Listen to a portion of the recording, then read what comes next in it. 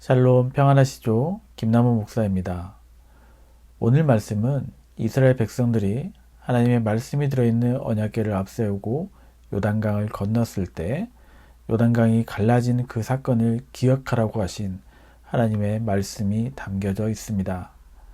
이 말씀은 우리에게도 신앙의 여정을 돌아보고 하나님의 은혜를 기억하며 살아갈 것을 가르쳐 줍니다. 오늘 본문은 여호수아서 4장 1절부터 14절까지 읽도록 하겠습니다. 그 모든 백성이 요단을 건너가기를 마침에 여호와께서 여호수아에게 말씀하여 이르시되 백성의 각 지파에 한 사람씩 12사람을 택하고 그들에게 명령하여 이르기를 요단 가운데 제사장들의 발이 굳게 선 그곳에서 돌 12를 택하여 그것을 가져다가 오늘 밤 너희가 유숙할 그곳에 두게 하라 하시니라. 여호수아가 이스라엘 자손 중에서 각 지파에 한 사람씩 준비한 그 12사람을 불러 그들에게 이르되 요단 가운데로 들어가 너희 하나님 여호와의 궤 앞으로 가서 이스라엘 자손들의 지파 수대로 각기 돌 한 개씩 가져다가 어깨에 매라. 이것이 너희 중에 표징이 되리라. 후일에 너희의 자손들이 물어 이르되 이 돌들이 무슨 뜻이냐 하거든 그들에게 이르기를 요단물이 여호와의 언약궤 앞에서 끊어졌나니 곧 언약궤가 요단을 건널 때에 요단물이 끊어졌으므로 이 돌들이 이스라엘 자손에게 영원히 기념이 되리라 하라 하니라. 이스라엘 자손들이 여호수아가 명령한 대로 행하되 여호와께서 여호수아에게 이르신 대로 이스라엘 자손들의 지파 수를 따라 요단 가운데서 돌 12를 택하여 자기들이 유숙할 곳으로 가져다가 거기에 두었더라. 여호수아가 또 요단 가운데 곧 언약궤를 맨 제사장들의 발이 선 곳에 돌 12를 세웠더니 오늘까지 거기에 있더라. 또 여호와께서 여호수아에게 명령하사 백성에게 말하게 하신 일, 곧 모세가 여호수아에게 명령한 일이 다 마치기까지 궤를 맨 제사장들이 요단 가운데 서 있고 백성은 속히 건넜으며 모든 백성이 건너기를 마친 후에 여호와의 궤와 제사장들의 백성의 목전에서 건넜으며 루벤 자손과 갓 자손과 므낫세 반 지파는 모세가 그들에게 이른 것 같이 무장하고 이스라엘 자손들보다 앞서 건너갔으니 무장한 4만 명 가량이 여호와 앞에서 건너가 싸우려고 여리고 평지에 이르니라. 그날에 여호와께서 모든 이스라엘의 목전에서 여호수아를 크게 하심에 그가 생존한 날 동안에 백성이 그를 두려워하기를 모세를 두려워하였던 것 같이 하였더라. 아멘. 오늘 본문은 그 모든 백성이 요단 건너가기를 마침에 라고 시작합니다. 이스라엘 백성들보다 앞서 여호와의 언약궤를 맨 레위 사람 제사장들의 발바닥이 요단물을 밟자 위에서부터 흘러내려오던 그 요단 강물이 끊어지고 한 곳에 쌓이기 시작했습니다. 강은 높은 데서부터 낮은 데로 흐르기 때문에 아담 성읍 옆에는 큰 댐처럼 물 담벼락이 생겼을 것이고 남은 물은 사해로 빠르게 빠져나갔을 것입니다. 그리고 마른 요단강 바닥이 드러난 것이죠. 오늘날 성경 지리학자들의 말하는 바로는 이 길이가 약 27km 정도 된다고 합니다. 상상만 해도 어마어마하죠. 어제도 말씀드렸다시피 지금 이스라엘은 전쟁을 위해 특수부대가 파견된 것이 아닙니다. 오히려 이스라엘 전체가 함께 움직이고 있는 것이죠. 그러니 그 규모가 어마어마했습니다. 40년 전에 출애굽했을 당시에만 해도 남자만 60만 명이라 했습니다. 그런데 지금은 어떻습니까? 광야에서 40년간 돌기를 했지만 광야 1세대만 죽었을 뿐 여전히 2세대는 남아 있습니다. 민수기 26장을 보니 이스라엘의 인구수는 여전히 60만 1730이라고 되어 있습니다. 그러니 노인, 여자, 아이를 포함하면 180만 4배수로 해도 한 250만 명 정도 됐을 어마어마한 규모였습니다. 이제 이들은 요단강을 건넌 후에 그들이 건너왔던 요단강을 바라보고 있습니다. 무슨 생각이 들었을까요? 아마도 안도의 한숨을 내쉬는 사람, 또 감격의 눈물을 흘리는 사람, 홍해를 건넜을 때처럼 여호와를 찬양하는 사람, 이런 사람들이 있었을 것입니다. 이스라엘 백성들은 모두 건너왔지만 여전히 강은 끊겨 있고 그 중앙에는 언약궤를 맨 제사장들이 서 있었습니다. 이때 하나님께서 여호수아를 불러 이렇게 말씀하십니다. 백성 가운데서 각 지파마다 한 사람씩 12명을 뽑아서 세우라는 것이었습니다. 그런데 이 말씀이 이미 여호수아 3장에서 말한 바가 있죠. 3장 12절 말씀입니다. 이제 이스라엘 지파 중에서 각 지파에 한 사람씩 12명을 택하라. 아멘. 그런데 3장에서는 하나님께서 왜 지파별로 한 명씩 뽑는지에 대한 이유나 목적을 말씀해 주시지 않으셨습니다. 그리고 지금 요단강을 건넌 시점에서 다시 여호수아에게 각 지파별로 한 명씩 뽑으라고 말씀하신 것이죠. 그 이유가 무엇이었습니까? 3절입니다.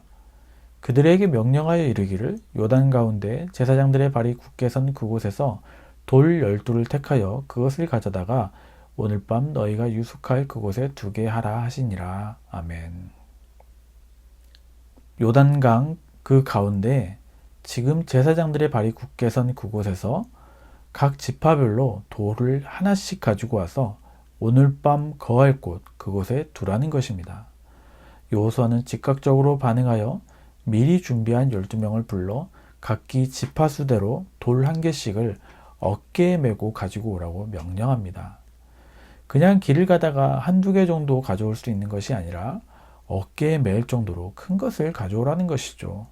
아마도 쌀 한 포대 정도 크기, 무게 대략 10kg에서 20kg 정도 되지 않았을까 싶습니다. 그리고 그들은 또 여호수아의 명령에 즉각 순종하여 그 돌들을 가져가 그들이 머물려고 하는 그곳에 가져다 놓았습니다. 하나님께서 이스라엘에게 이 돌들을 가져오게 하신 이유가 무엇이었을까요? 우리가 성경을 잘 읽어서 아는 바와 같이 요단을 건넜음을 기억하게 하시기 위함입니다. 광야 2세대가 경험한 놀라운 구원 사건, 그 기적의 순간을 기억하기 위함이었다는 것이죠. 특히나 요단에서 가지고 온 돌은 아무 데서나 구할 수 있는 돌이 아니었습니다. 말라버린 요단강, 그곳에서 가져온 특별한 의미가 있는 돌이었습니다. 제가 고등학생 때 오후 수업을 마칠 때였습니다. 6교시인가? 아무튼 수업을 마치면 저녁을 먹고 야간 자율학습을 해야 했습니다. 그런데 그날은 비가 참으로 많이 내렸습니다. 그러다가 천둥과 번개가 치던데 그 간격이 짧아지더니 수업이 끝날 때쯤 선생님께 인사하는 그 순간에 학교 운동장에 번개가 쳤습니다. 어둡던 바깥 풍경에 하얀 섬광이 잠깐 비쳤고 모두가 놀라서 고개를 숙였습니다. 창가에 널려있던 휴지 조각이 시커멓게 타버렸어요. 그리고 학교는 정전이 되어버렸습니다. 아주 잘 기억하고 있죠. 덕분에 야간 자율학습은 사라지고 일찍 집에 들어가는 날이었습니다. 무척이나 신이 나서 벼락 맞은 운동장으로 뛰어갔습니다. 그리고 번개가 내리쳤을 곳으로 뛰어가는데 그곳은 이미 시커멓게 타버렸고 가봤더니 운동장 흙이 순간 굳어서 돌이 되어 있는 거예요. 저는 그 돌을 기념해서 집으로 가지고 왔고 또 그 후로 제 집에 오는 친구들에게 친구들이 이제 그 돌이 뭐냐고 물어보면 그 이야기를 전해주곤 했습니다. 우리가 어떤 특별한 경험을 해도 그러한데 이스라엘은 얼마나 큰 기적을 경험했습니까? 평생에 할 수 없는 경험이었습니다. 그런 특별한 경험을 기억하지 않고 잊어버린다면 얼마나 아쉽겠습니까? 하나님도 그러하셨을 겁니다. 하나님은 이스라엘이 그 기적을 경험한 것을 잊지 않으시기를 원하셨습니다. 그것은 한 시대만을 위한 것이 아니었습니다. 문답 형식으로 만들어서 모든 시대, 모든 백성들에게 기억되기를 원하셨던 것이죠.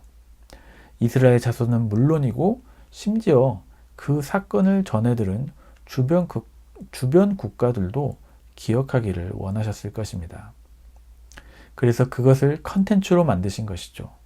돌들을 가지고 와서 쌓아 그것을 기억하고 나중에 자손들이 그것에 대해서 물어보면 그 이야기를 해주라는 것입니다. 하나님께서 만드신 이런 기억 컨텐츠는 비단 이것뿐만 아니죠. 유월절 어떻습니까? 그것을 기념하기 위해서 그때 만들었던 무교병과 쓴나물을 먹는 거 아닙니까? 왜 우리가 이날 이렇게 먹나요? 물어보면 그때 우리 조상들이 이러이러했다라고 하면서 그날을 기억하는 거 아니겠습니까? 그런데 그 기억에 가장 중요한 것이 무엇입니까? 바로 하나님께서 이렇게 하셨다라는 것을 기억하라는 것이죠. 우리가 그 강을 건넜다라는 그런 무용담을 이야기하는 것이 아니라 요단을 건널 때 요단을 건널 때 여호와의 언약궤가 요단 강물을 갈랐다. 다시 말하면 요단강을 건너는 과정에 있었던 언약궤의 역할을 기억하게 하셨다라는 것입니다. 사랑하는 성도 여러분, 12돌은 하나님께서 베푸신 은혜를 기억하고 그 사건을 후손들에게 전달하는 것이었습니다. 하나님의 은혜를 기억하는 것이 여호와의 신앙을 전수하는데 필수 요소이기 때문입니다. 오늘날의 그 12돌은 더 이상 존재하지 않습니다. 그렇지만 요단강이 갈라진 기적은 성경의 기록으로 남아있지 않습니까? 성경의 기록은 기념의 돌만큼이나 기억을 하기 위한 것입니다. 그러므로 우리는 이 성경 말씀을 보면서 하나님께서 우리의 조상들에게 하셨던 일들을 기억하고 또 우리에게 하셨던 일들을 기억하고 고백할 수 있기를 바랍니다. 우리는 신앙생활을 하면서 하나님께서 인도하셨다라고 고백할 수 있는 그런 경험들이 많지 않습니까?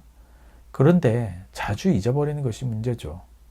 그렇기 때문에 성도에게 있어서 이 기억한다라는 것은 그냥 과거를 회상하는 것이 아니라 현재와 미래의 신앙을 강화하는 역할을 합니다. 오늘 이 시간 하나님께서 우리의 삶에 행하셨던 그 일들을 기억해 보시기를 바랍니다.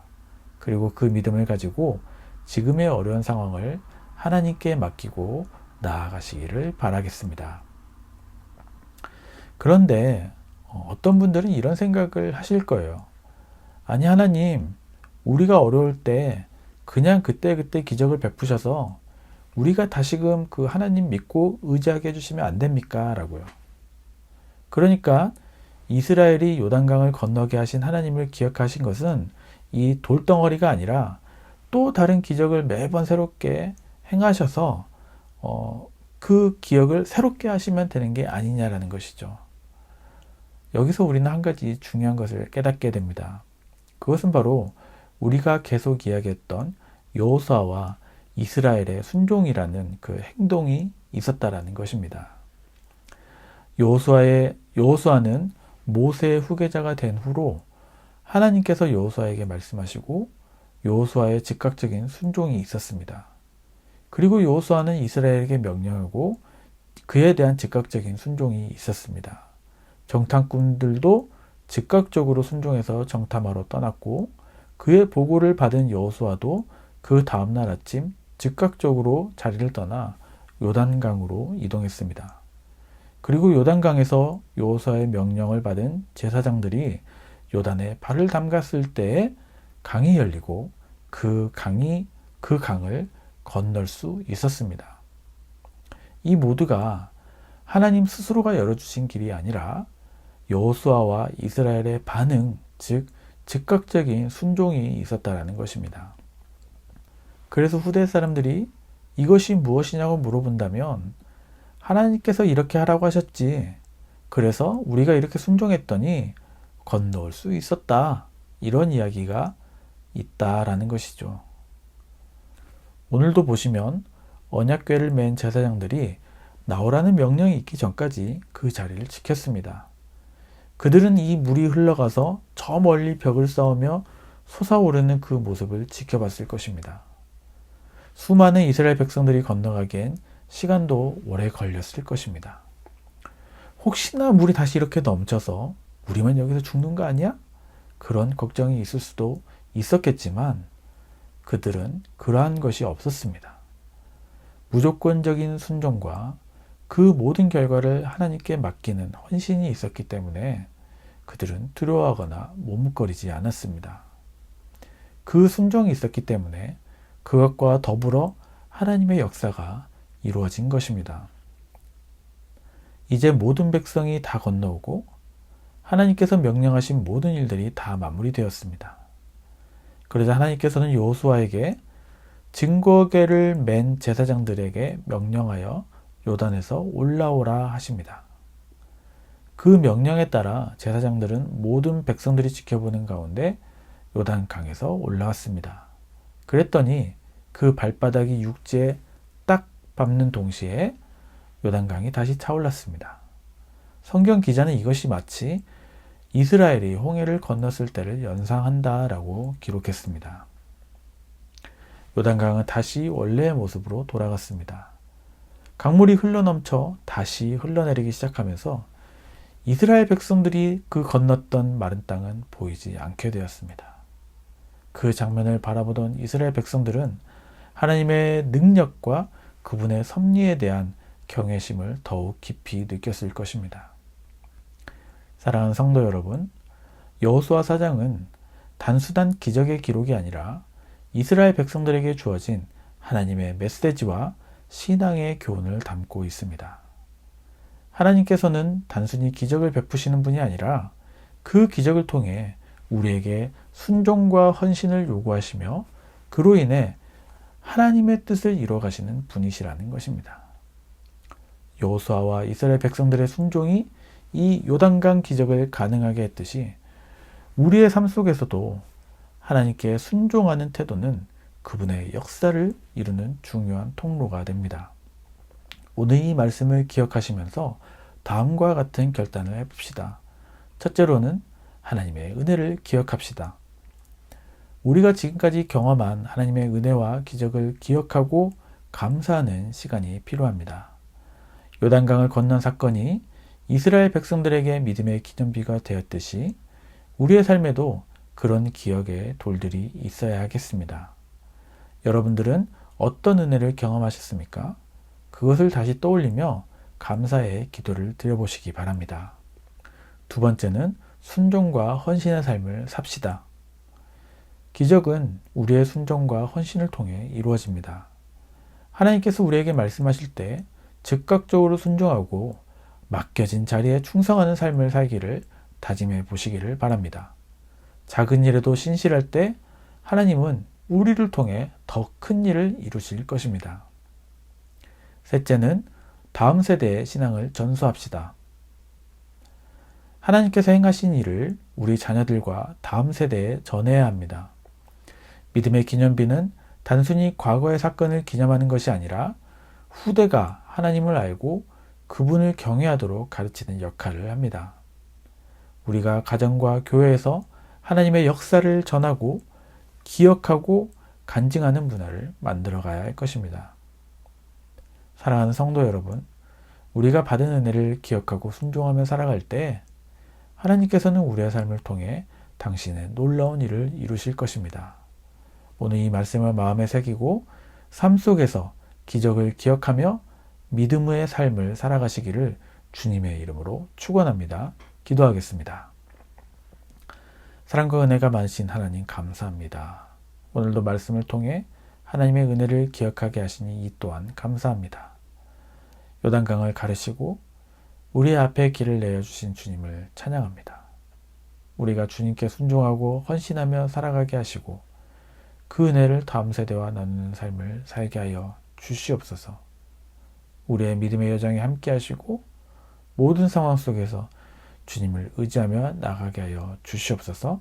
예수님의 이름으로 감사하며 기도드립니다. 아멘. 오늘 이 말씀을 기억하면서 각자의 기도 제목을 가지고 기도하는 시간 갖도록 하겠습니다.